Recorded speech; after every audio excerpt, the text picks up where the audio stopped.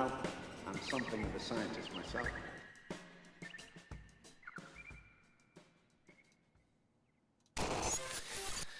And we're in. Ladies, gentlemen, friends beyond the binary. From the Monsters Activity Surveillance and Observation Network, my name is Michael Wingate. I'm here with Ashton Laurel. We are back from a short holiday hiatus. We had some fun these last few weeks, friends. We had some fun. We talked about Santa Claus. We talked about the M&Ms. We've talked, the run of this show has been pretty willy-nilly. Professional wrestling. We've tackled all sorts of wild, crazy things. Which monster would be the most fun to fuck? Hard-hitting stuff. And tonight we are we're gonna be doing something a little more chillax, a little more easygoing, a little more smiley, a little more jokes, little less political, a little less hard hitting. Folks, that's right. We're talking about 9/11. Ashton, take it away. Listen.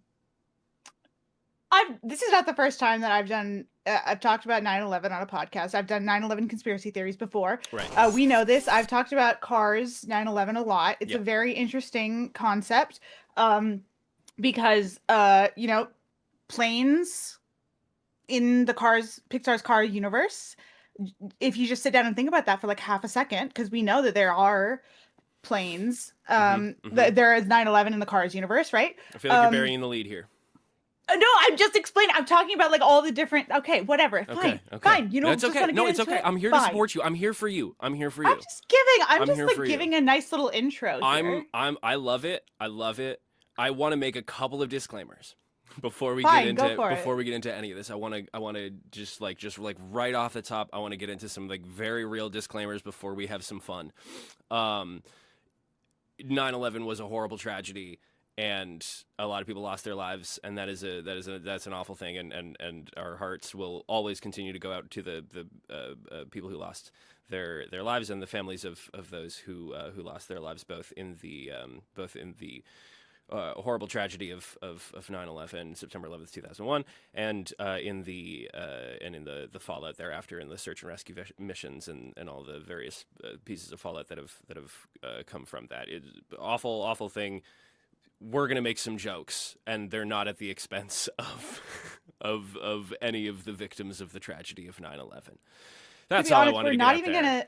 We're not even gonna talk about 9/11 that much. Okay, that's good. All right. Okay. Whew, like, okay. 9/11 is not the topic. Okay. Well, Kermit you gave me a heart attack. Is the topic. Okay. I promise. Like we're not focusing on 9/11. Like, no, it's literally just the concept of it.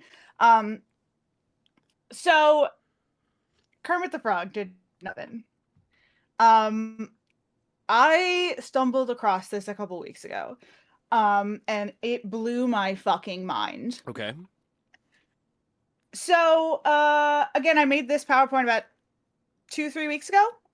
So, we're gonna find out together what is going on in it. That's very fun. So we'll see. Now here's the thing. I do want to preface a little bit. I feel like I've strayed from this sort of part of the formula of our show recently. In sort of like, once you introduce the concept, I tell you about my level of familiarity. Oh yeah. With this concept. How familiar are you with 9/11? Well, now here's the thing. A couple of I'm fairly familiar. I'm fairly familiar in with the Muppets. We can say that. So fantastic. I was raised on the Muppets. We had VHS tapes, and before that, 8mm tapes of the Muppet Show, old school Muppet Show that we would watch as a family when I was young. Sesame Street was big growing up. I've seen most of the Muppets movies. I actually haven't seen like the new wave of Muppets movies, like the ones with like Jason Segel and all those cats. I haven't seen those ones, but I've seen all the old classic hits. I'm pretty well versed in Muppets. I know a little bit. I know a thing or two about 9/11. I remember where I was. And a fun fact about me, I do a passable Kermit the Frog. So Fantastic. mm-hmm. We are going to hear it before the end of the night. But here's the thing. So have you seen, so it's good that you know a lot about the Muppets. I came in a little bit blind. I don't know as much as I should. I didn't grow up with them. I remember like going to, I went to Disney World every year with my dad, and we'd always go see the Muppet Show. And that was like my biggest exposure to them. But also Sesame Street. But I never really was a Muppet head. So like I did a lot. Yeah, I did a lot of research for this. So Okay. it's going to be super great that you know a lot about the Muppets, because you can help me fill in some gaps. Dude, Dr. Teeth and the Electric Mayhem was my favorite band for a long time. I wanted to grow up to be just like Dr. Teeth. For a long time, and I still actually do believe that Beaker is the sexiest Muppet. Yeah, you've told me this on several occasions, unprompted, Yeah. unsolicited. Yeah. So I know a little bit, like enough to get by. Enough to speak Beaker. Yeah. You can just me. So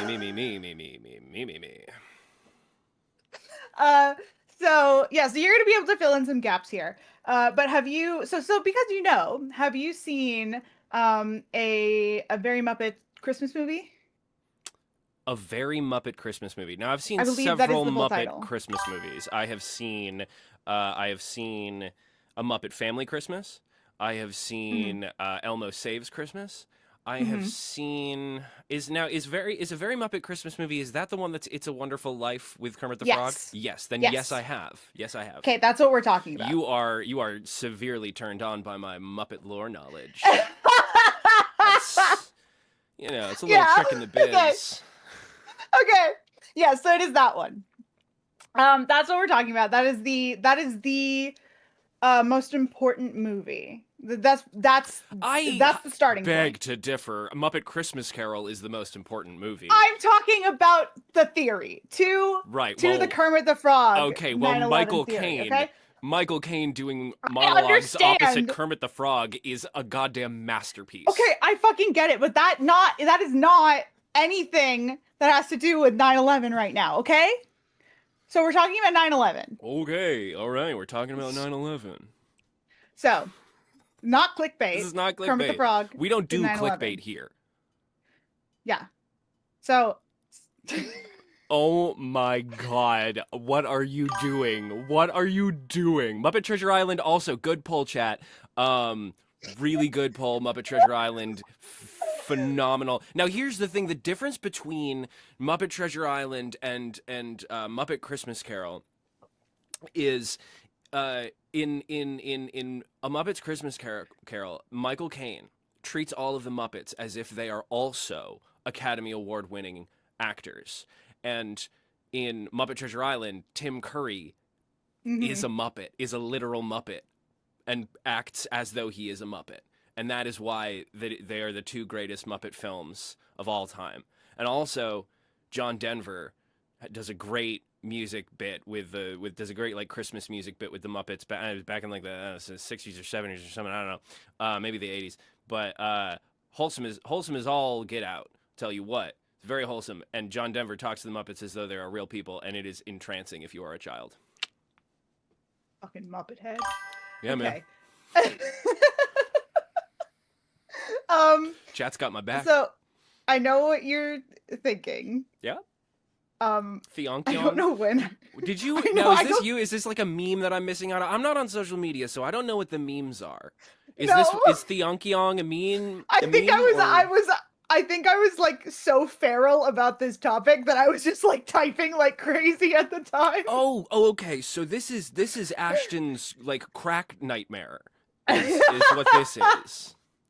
This is Ashton had a cracksident. She thought that she was putting powdered sugar on her French toast, but in fact, it was crack.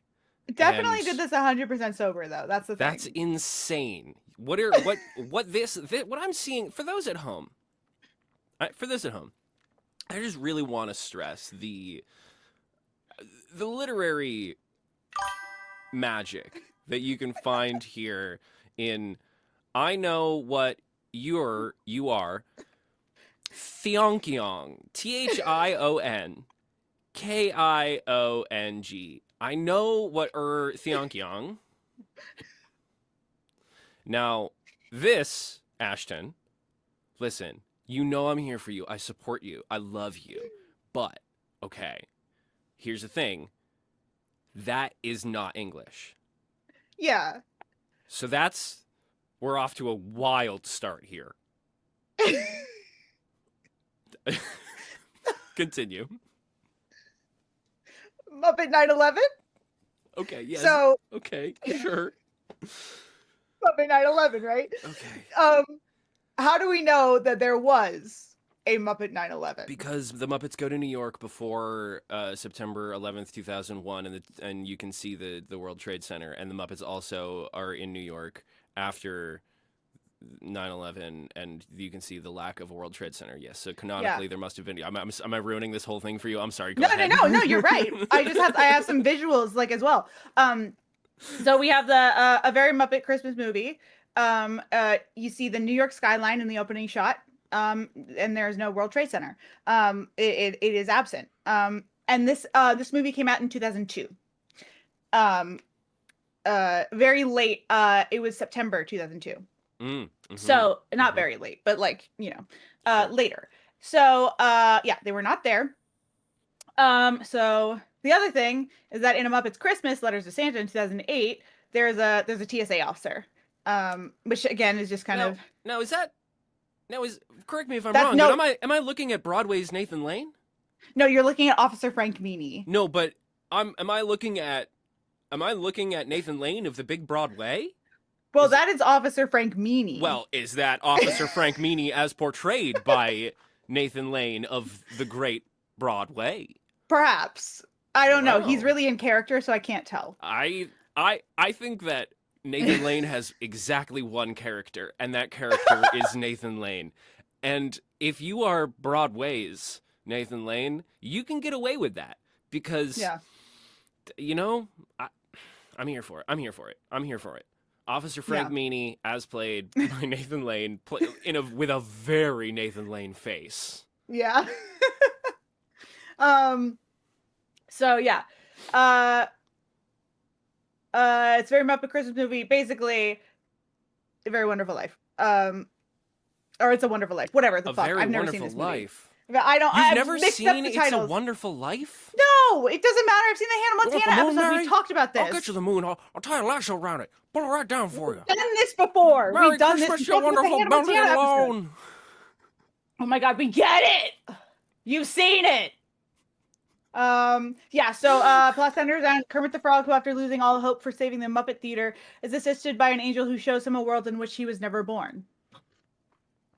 Yes. Very straightforward, very simple. Kind of clickbait. Okay. So Kermit the Frog is somehow responsible for 9/11 because he goes.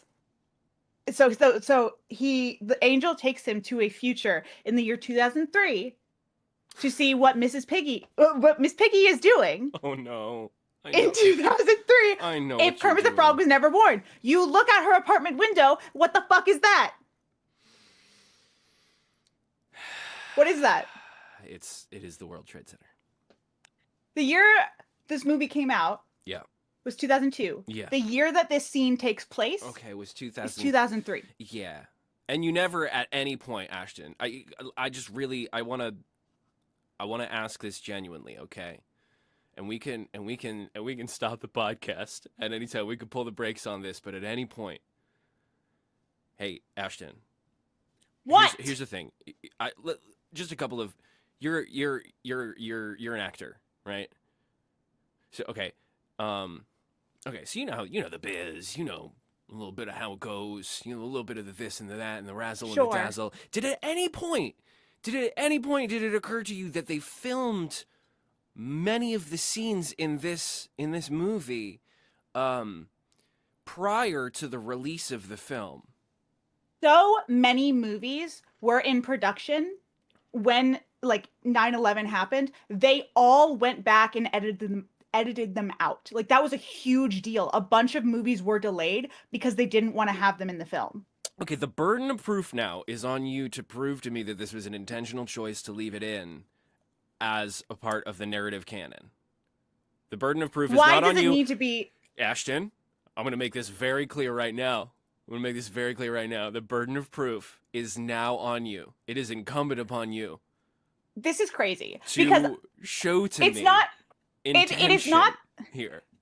It is not that there was an intention to put it in. It's that there was an intention to not take it out. That's what I'm saying. You need to prove that intention to me, because what it looks like is a film company who, let's be honest, the Muppet films are not massive box office explosions. Correct me if I'm wrong. I mean, I could be wrong about that. That's a guess. That's just a guess. I don't think the Muppets are doing as well as, say, the Marvel movies, right?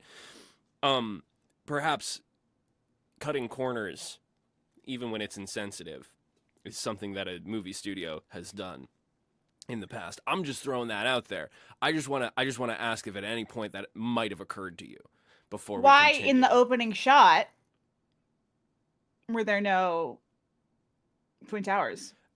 Well, perhaps the opening shot was filmed Why would they post do that? 9/11.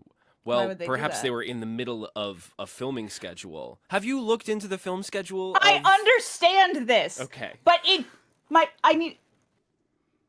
that's not the point of the I'm show. not abandoning the principle. I'm here for you, okay? It doesn't matter. Okay, here's the thing. It doesn't matter if the filmmakers left it in. We're not talking about the directors leaving it in. We're talking about in the actual universe of the Muppets. It doesn't matter that the directors left it in because it's in there. It's in there. So it has to exist. It has to be real. Okay. Okay? Muppet 9/11 happened. But if Kermit the Frog Mm-hmm. did not exist, Yeah. it didn't happen. It didn't happen. Yeah. So something Yeah. that Kermit the Frog did Mhm. triggered 9/11. Or something that Kermit the Frog didn't do. You know what? That's so true.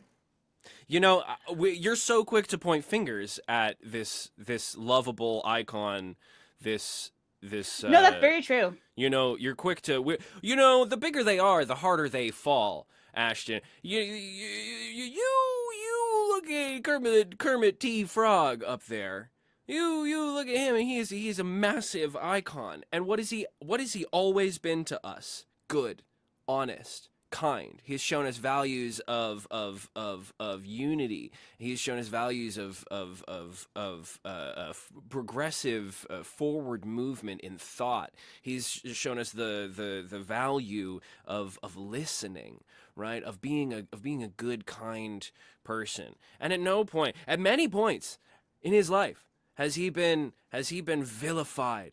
Has he been put upon the cross of Justice for Kermit is right, chat.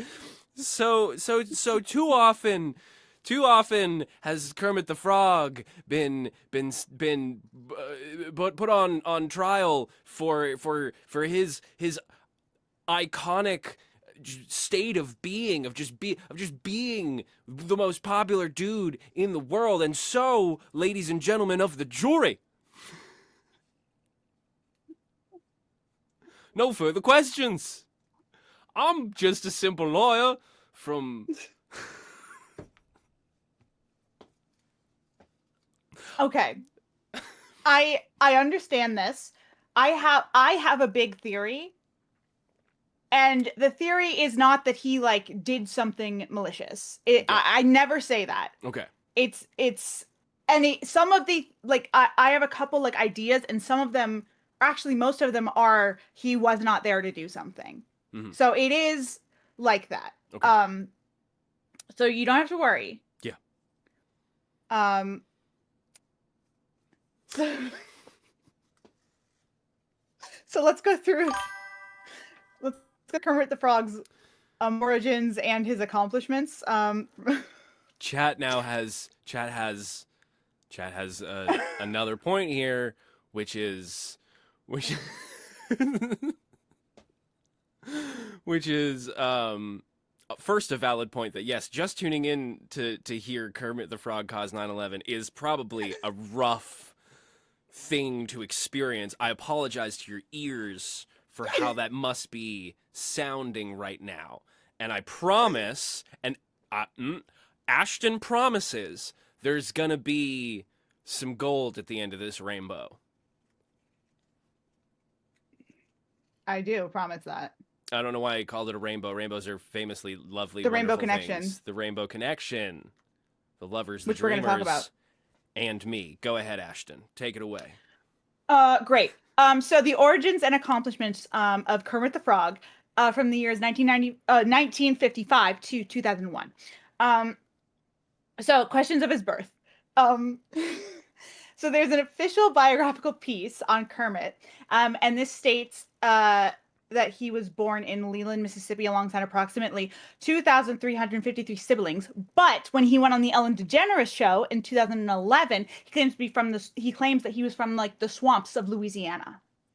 So there's a little bit of like questioning. So we're not exactly sure whether or not he's from Mississippi or Louisiana. So what you're saying is he's got a bit of a checkered past. Yes, but he is a country boy. We know that. Is that supposed to be a redeeming quality, or no? I'm just saying, isn't that fun? Isn't that fun? It's fun. It's fun. Sure, sure, yeah. Hi ho. I was just looking for his origins, and I was like, oh, is there anything here? So 1969, nice, Sesame Street. I just wanted to establish the fact, because I feel like some people are like, hey, are the Muppets part of Sesame Street? Is that like a thing? Are they connected? They are. Yeah. Here's they are, yeah. Kermit the Frog. Yeah. The Sesame Street creatures are Muppets. Yeah. And Kermit the Frog has been on Sesame Street. It's like they're a connected universe. So the Sesame Street universe is the Muppet universe. Yes.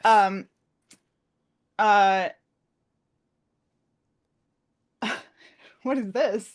A Sesame Street tangent. I love how you're surprising yourself on this. Not only did you plot twists and turns for me, but apparently you put booby traps in here for yourself. It was quite fun. I don't know what this is. This is a great return. Happy 2026, everybody. Yeah, this slide just says Sesame Street tangent. Sesame so we'll see Street what this tangent. says. Is there anything else on there? 1969, Sesame Street premieres with a main cast of Big Bird, Oscar the Grouch, Bert, Ernie, and Cookie Monster, hosted by Kermit the Frog. So Kermit the Frog was originally the host of Sesame Street. Well, isn't that fun? Yeah. Kermit is slowly phased out as Sesame Street becomes successful, and Kermit returns to the Muppets full time while making occasional guest appearances over the years. I see. Though Sesame Street became a hit on its own, it was Jim Henson's Muppets that gave the show its charm. The production team specifically stated that if they couldn't get Henson, they would scrap the idea of puppets altogether. I remember why I wrote this. Okay. So without Kermit, just Sesame Street as a whole would not exist. Yeah. Like, he is responsible for the success of Sesame Street. So that could be part of with the butterfly effect, something there. Okay. We're going to talk about it a little bit more later, but I just wanted to put that out there. Okay. Oh, okay. So for the listeners out there, we have an image labeled 1977. It appears to be this is probably the Macy's Thanksgiving Day Parade.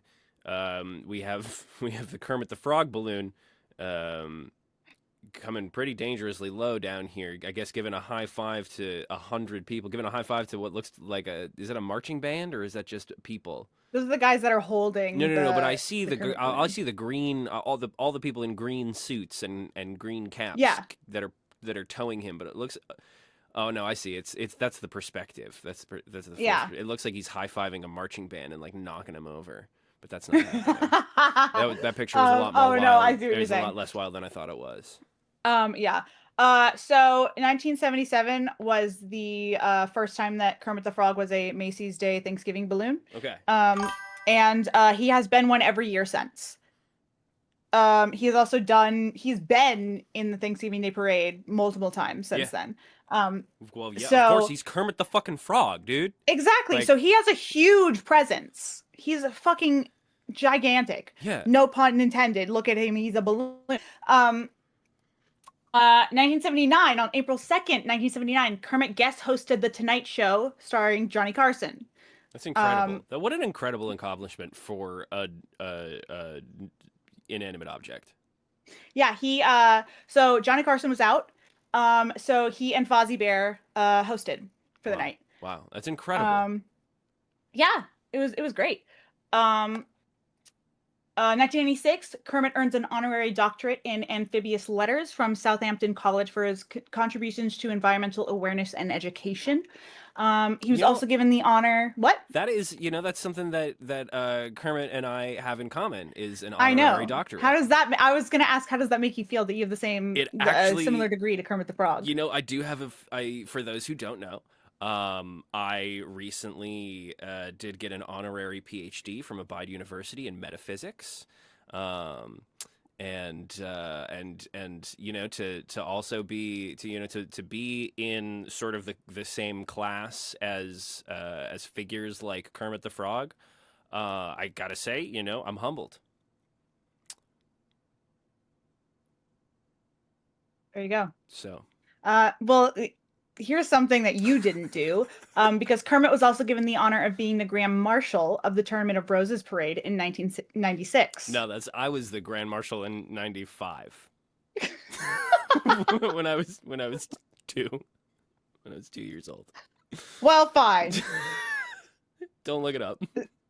So, if you don't have Google, I was the Grand Marshal in 1995.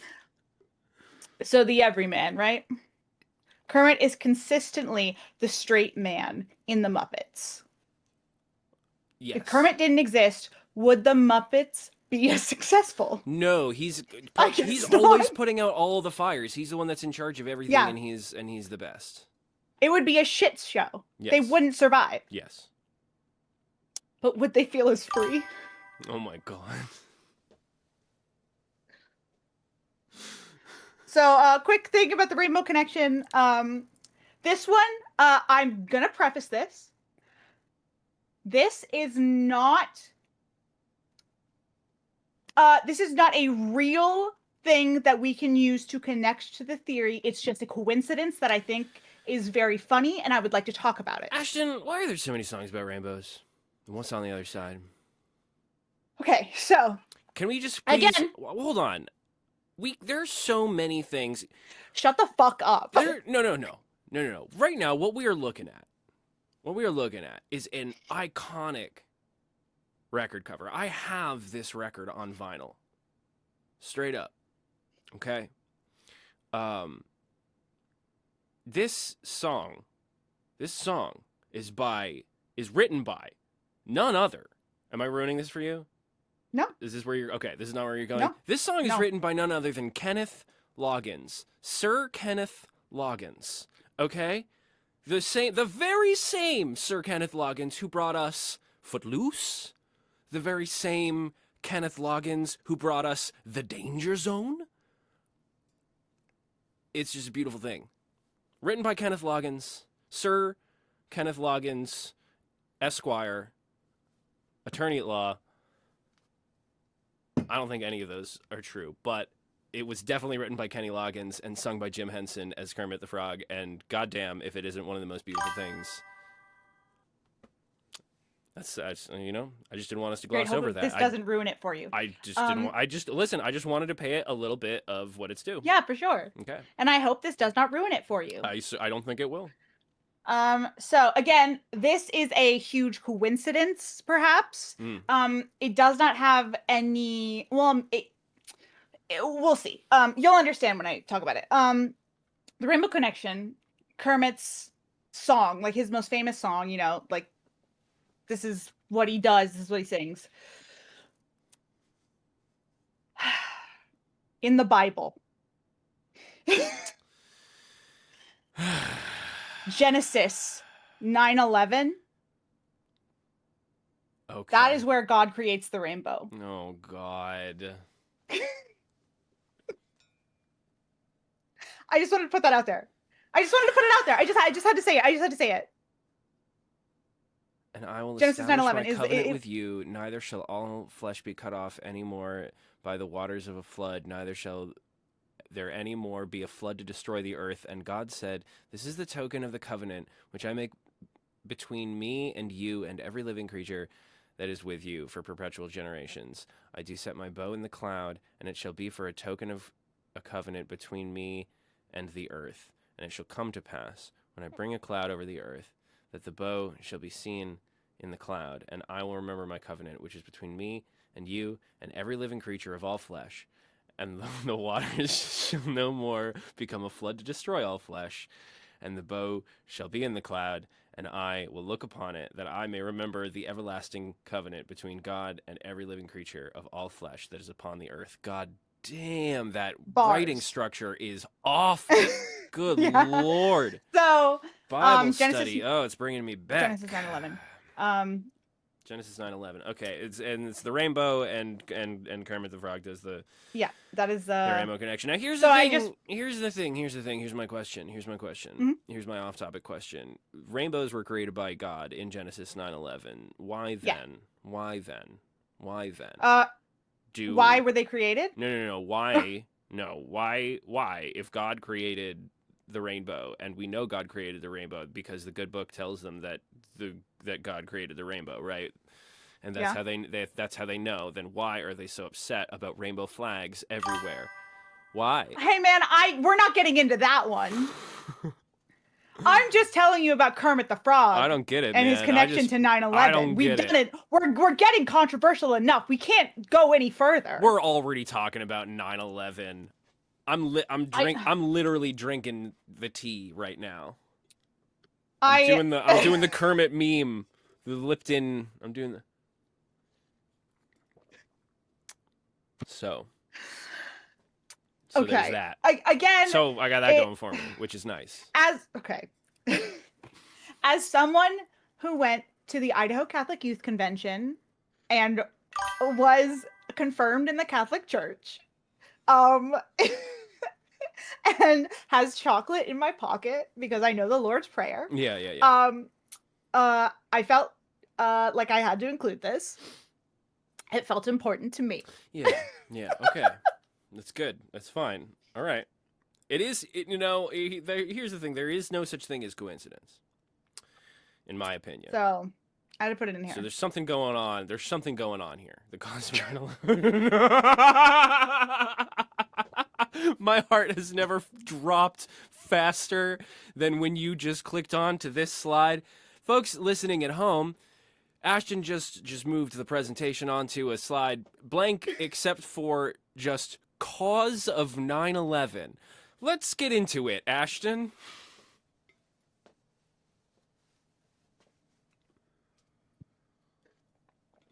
Oh no. Ashton, at what temperature do steel beams melt? Okay, so again, I did this 3 weeks ago, and I'm very scared of what 3 weeks ago. So we're uncovering this together. This is new. I did this at 1 a.m. 3 weeks ago. Ashton has the attention span of a goldfish, which is great for when she makes the PowerPoint an hour before the show, but not great when she has it all prepared and does a great job preparing it, and then the United States government does some horrible attacks on Venezuela, and we find it to be inappropriate to have this particular discussion on that day. Sometimes that happens, apparently, in the year of our Lord 2026. That's the thing, though, is that I either will do it an hour before we record or 3 weeks earlier. Yeah. And there's no in between. Mm-hmm. So, okay, I guess let's move on. Okay, U.S. interference in the Middle East. That's okay. That's okay. Okay, well, all right. That's something that caused 9/11. That is something that caused 9/11. That is we can something, agree on that. The U.S. interference, specifically a little bit of regime change in the Middle East. Yeah. Doctored by the United States government and military. Yeah, I would say that was one of the big causes. Yeah. 9/11. Yes. Accurate information there. Oh, thank God. Okay.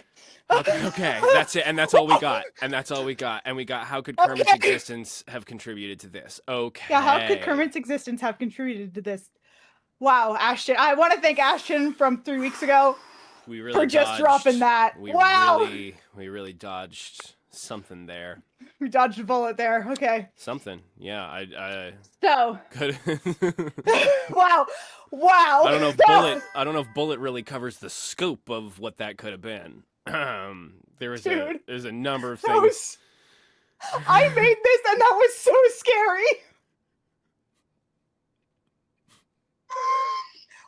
Okay. Yeah. Yeah. So, how could it have contributed to this? We're on live national television, Ashton. We know, as an honorary doctor, he's an advocate for environmental protection, and we can only assume peace. Yes. He is an advocate. He is a very vocal advocate for peace. Yeah. Maybe his existence, I don't know. Let's see. Must have been indirect, so he couldn't have actively caused it, obviously. No, of course not. So it had to have been like a butterfly effect. It had to have been something that he just fucking did randomly, and then it just had consequences down the line. So perhaps it was a lack of American unity, right? So look at his little face. Look at Kermit's cute little face. He's adorable. Kermit's work in leadership with the Muppets, and by extension, the success of Sesame Street, led to a widespread sense of love and learning, right? You know what it looks like he's trying to say? You know what it looks like, that picture he's trying to say? It looks like he's trying to say, it looks like he's about to say, hi-ho, Kermit the Frog here. It sounds like that's what he's saying. Now picture this in a Kermit voice. It sounds like he's saying, hi-ho, Kermit the Frog here. Very soft. Thank you.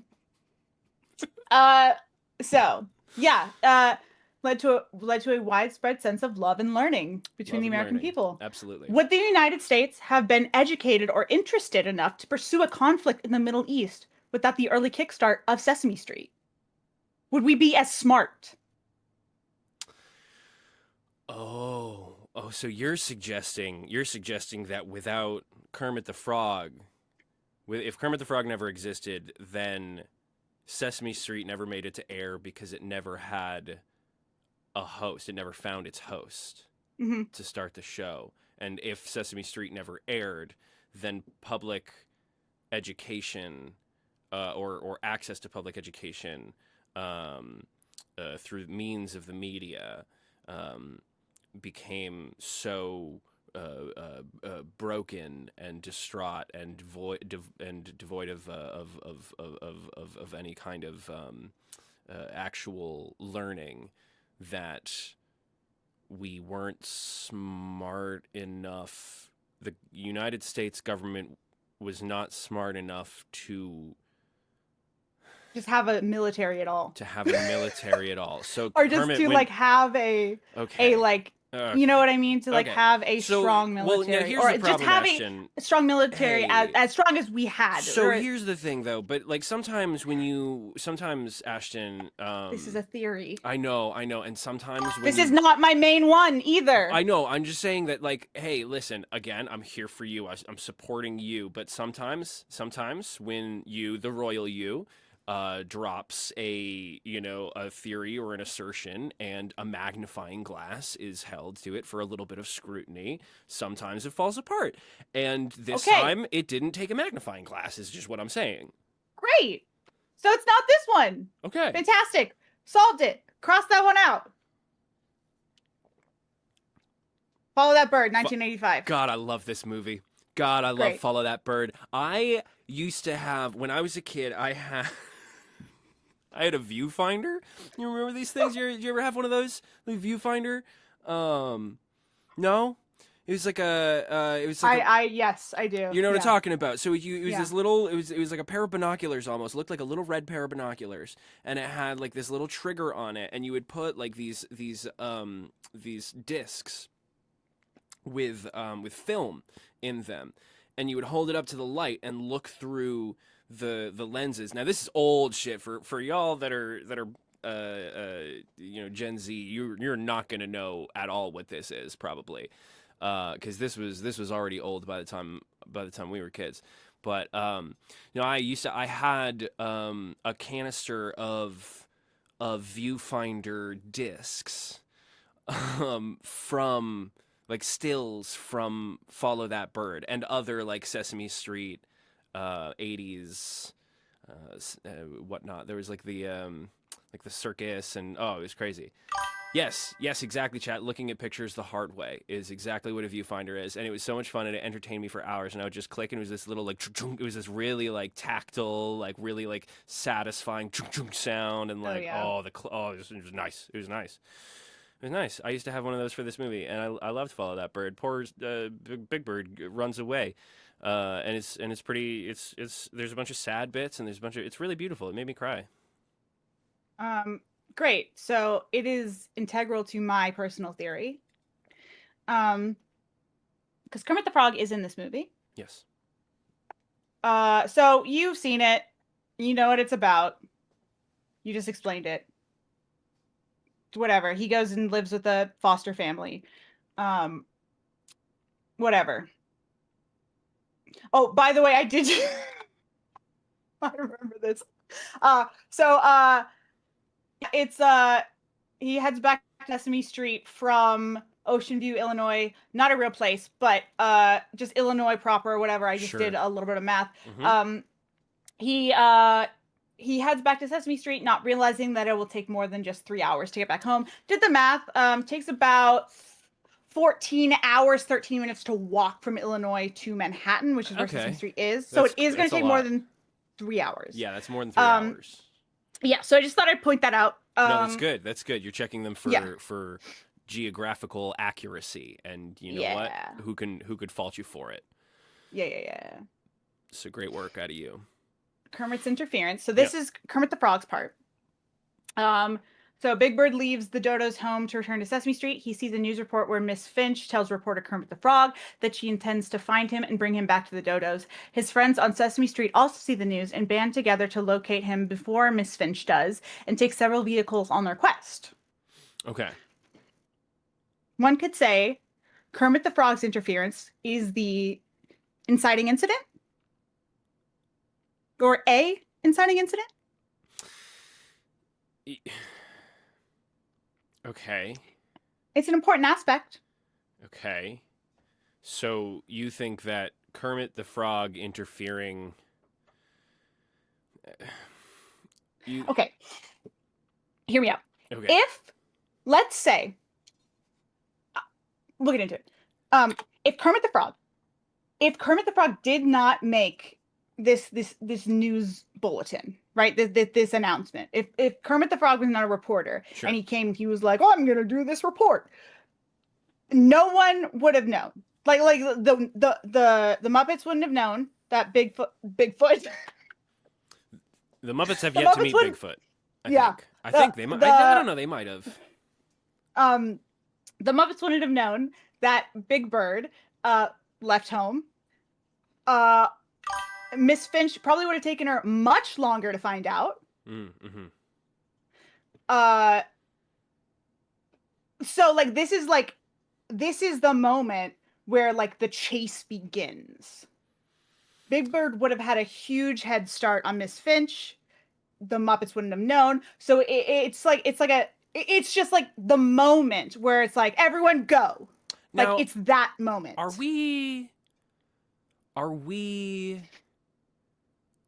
we ruling out Miss Finch and the Dodos as persons of interest in the actual 9/11? Yes. We're ruling them out. Yeah. Why? This is a butterfly effect.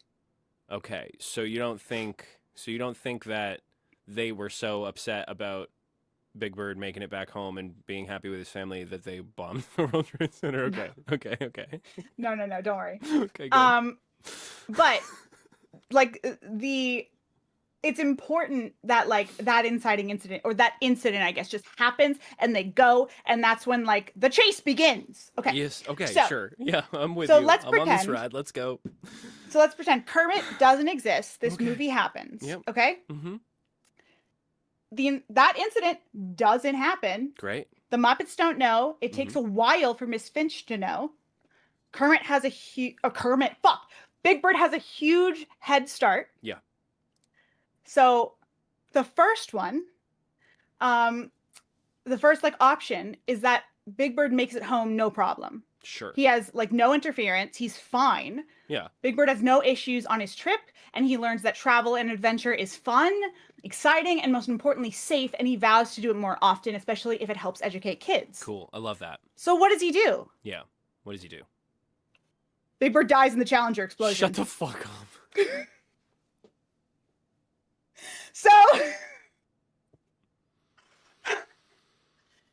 So now are you aware of this fact? Yeah, I was. Right. So Big Bird was originally supposed to be on the Challenger flight. Yeah.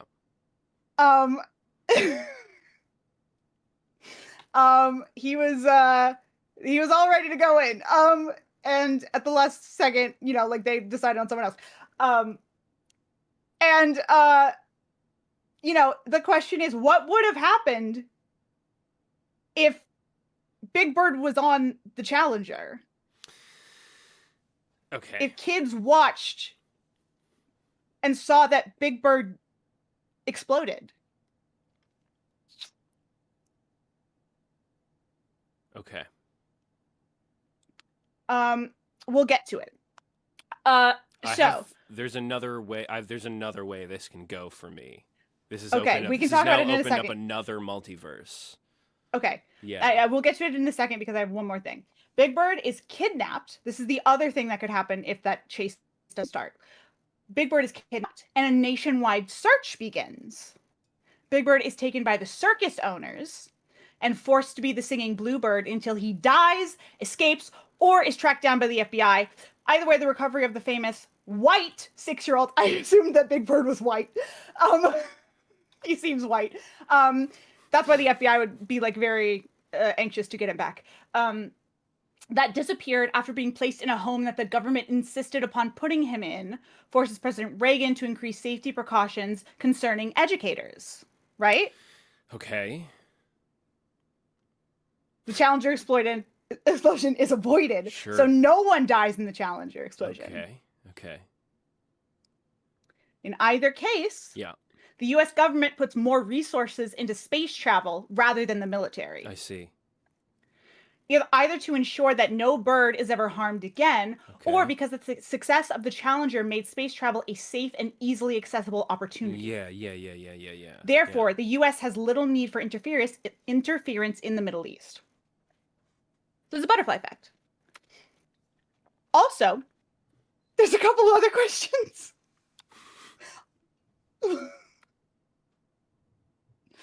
Was Kermit drafted into the Vietnam War? He is old enough. Yeah. He was he is the age he could have been. And we know he ain't no fortunate son. And you know what else? And you know what fucking else? Born in a swamp. Yes. Fucking perfect. A, alligator. Would have been great. B, bayou. C is the cypress tree that grows in the swamp. Who? Would have been great in Vietnam. That line was for like one person. One person out there. And it was for me, and I got it. Knows what that was. It was me. Okay. So what if Kermit the Frog was in Vietnam and he saved someone very important? He saved a politician. He saved a leader. It was he made a decision in war that was extremely important. Yeah. That could be something. Did his teachings of tolerance and the importance of protecting the environment change the outcome of an important election? Yeah. Okay. Okay. Who would have guest hosted the Tonight Show that night when Johnny Carson wasn't available?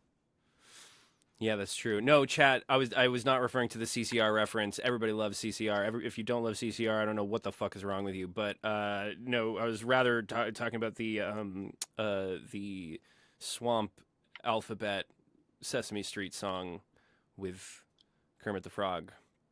And that's just you commenting that. That's exactly how I know no one else got it, and I love that. That's okay. I'm here for that. That's the kind of content that we bring. That's what we bring to the table. Who would have given the speech at the 1996 Southampton graduation ceremony, and what would they have said? Who was in that audience? Okay. Who heard it? I'm so back on board with you now. I'm fully with this, and I'm gonna be honest, I've only been half listening to what you've been saying for the last 5 minutes, because this whole time, you have sparked in me the idea now that okay. now I need to see. This is what my brain has just automatically gone to, is like a Muppets remake of Stephen King's 11/22/63, starring James Franco. Yes. on Yes. The media overlord Netflix's a Hulu channel. Original that is now moved to Netflix. Was it a Hulu original? I thought it was like a Prime original or something. No, it was a Hulu original. I watched it when it came out. I watched it when it came out too. I never finished it. I got like halfway through the first season. I think I was pirating it at the time, actually, and back when that was a thing that people did, allegedly. No, I think we need to see a Muppets 11/22/63 is what we need, and because it could, this is. Do you think that would be too meta, or no? Okay, they did It's a Wonderful Life. Yeah, but like they also, if they did 9/11, then it might be a little on the nose to. I don't think so.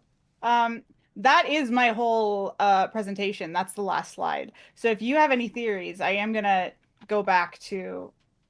Well, now I'm gonna completely. Picture of 9/11. Well, here's the thing: is I'm gonna. I just held my highlighter little to gesture with it, and it's turning invisible in my. Oh, something's wrong with my highlighter. Oh, what's going on? Oh no. Green screens are endlessly amusing. I don't have any new theories here.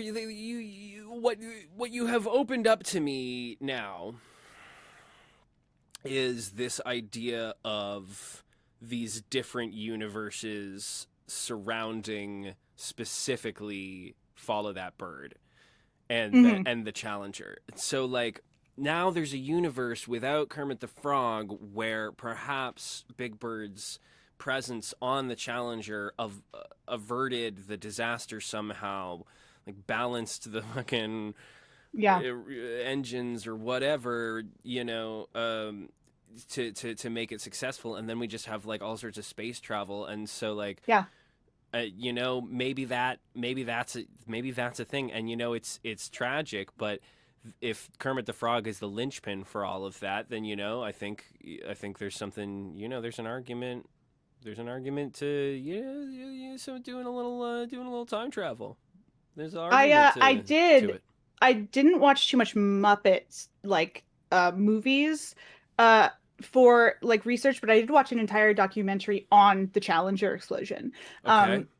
And one thing that like they stressed was that this was supposed to be like the start of the space program,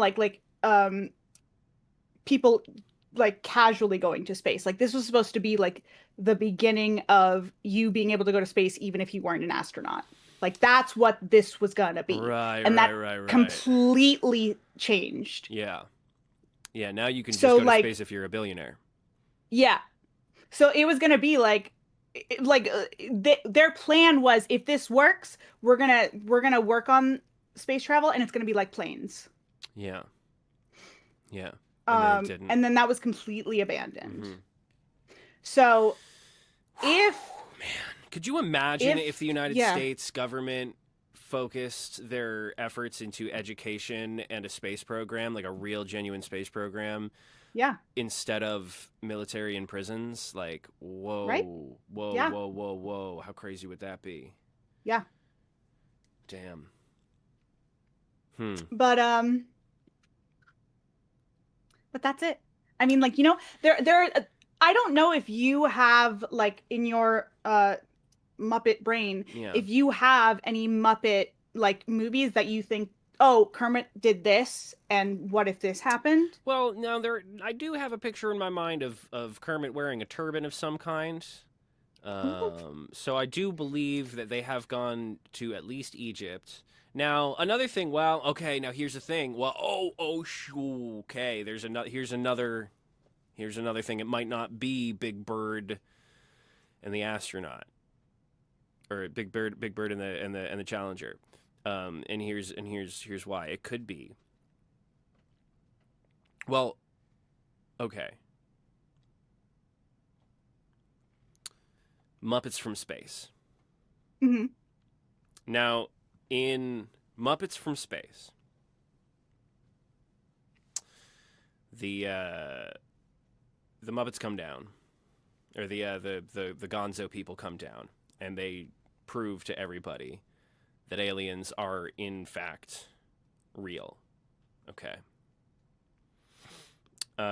What year was Muppets from Space? Was that post 9/11?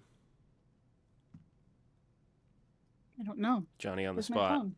All right. I'll look it up. This is great Where is my phone, audio actually? content. What the Muppets from Space. 1999. Yeah, that's what I thought. Okay. Here's the deal. Kermit is sort of ancillary to this whole thing. However, he is like pretty instrumental in convincing Gonzo to, like, find himself. And in doing so, Gonzo contacts aliens. And the aliens come down, and everything's cool, and it's a big, they're like funky party aliens. But this does open up the idea that there are other aliens. Mm-hmm. And that when Earth was noticed and contacted by the Funky Gonzo aliens, the Funky Gonzo alien Muppets, which, incidentally, Funky Gonzo alien Muppet was my nickname in high school.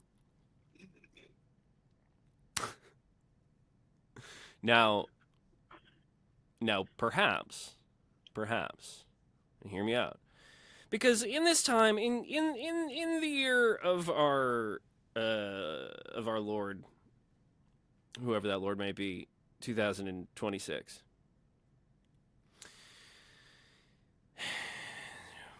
The things that are going on in the world are so nakedly corrupt and so disgustingly vile and so plain and bald-faced that it's kind of comfortable to go back to the age of 2014, where you could talk about strange, backwards, twisted conspiracy theories and, like, ooh, everything's behind the scenes, and ooh, isn't it fun to think about?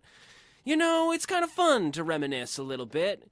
Got a little nostalgia for conspiracy theories, so let's talk about how 9/11 might have been caused by aliens, because the visitation of the Gonzo Funky alien Muppets brought unwanted attention to Earth. And that the destruction of the World Trade Center was perhaps not at the hands of terrorists. Listening audience, this is not in my presentation, and also I've never heard this theory. But perhaps aliens. Is this a real theory? No, this is about Muppet 9/11. God damn, what are you talking about? I don't know that people really believe this. Well, I'm sure there are people who actually believe that aliens caused 9/11. I'm sure that there is somebody out there, somebody who has worshipped at the altar of Bob Lazar for their entire life does believe that aliens caused 9/11. But that is not what I'm asserting on this. Okay, I don't know. We're talking about the Muppets, Ashton. You knew about the Scooby-Doo aliens. I don't know what you know. Okay, so sure. But either way, I do think it's some kind of butterfly effect. I don't think that. I think we can, in no uncertain terms, draw the conclusion that Kermit did not cause 9/11. Yeah. The Muppets themselves had nothing to do with the events that unfolded, the horrifying events that unfolded on September 11th, 2001, in New York City. Yeah.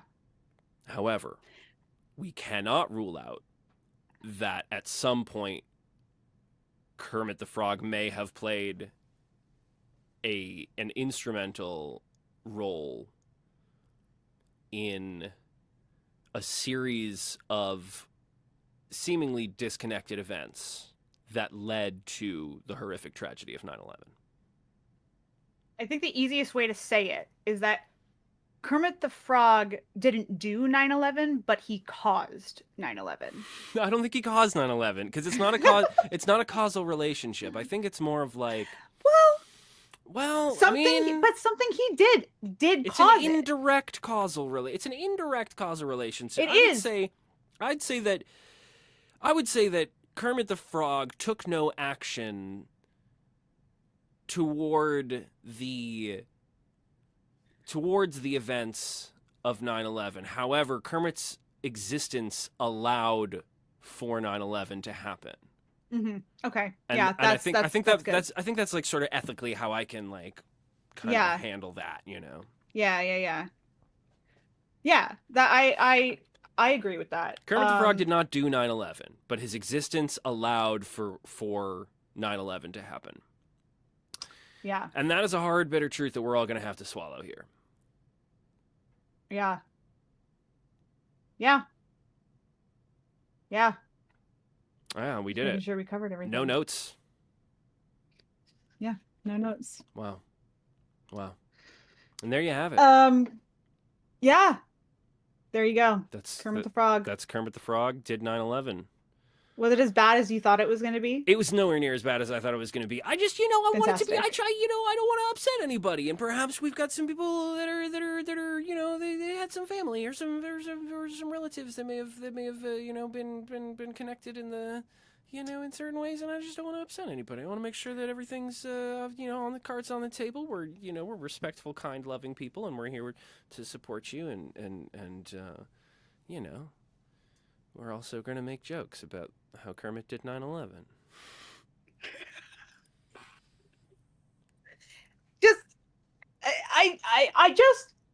I think the most important thing, once again, I just want to stress, because, hold on, I just want to stress that Nathan Lane? No, that in a very Muppet Christmas movie. I know, I get it. The opening shot of New York... People make mistakes, Ashton! The opening shot of New York does not have the Twin Towers in it in the year 2002. And then you go forward to a world where Kermit was never born, and outside of Miss Piggy's window in the year 2003, you see the Twin Towers. Kermit the Frog's existence it has allowed for 9/11 to happen, and you know what? It couldn't have happened any other way because it didn't. And It's a Wonderful Muppet Life is a movie. It is. It's all, You're welcome. Yeah. Well, from the Monstrous Activity Surveillance and Observation Network, I have been Michael. That has been Ashton. And, hi-ho, Kermit the Frog here. This has been The Rabbit Hole. Good night. What if I did Pearl Harbor next? Oh, no. No.